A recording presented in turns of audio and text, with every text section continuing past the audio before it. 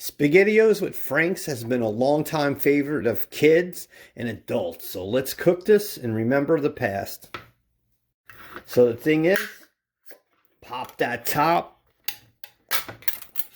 And you can see the SpaghettiOs.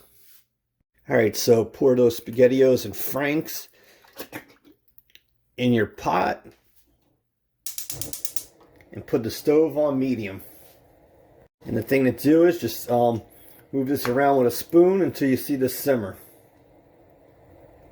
Okay, you can see this simmering. So this is done. We could put it in a bowl and then eat it. It only takes a couple minutes. Alright. Just put that in the bowl. And that's as easy as it is to cook this. And this tastes great.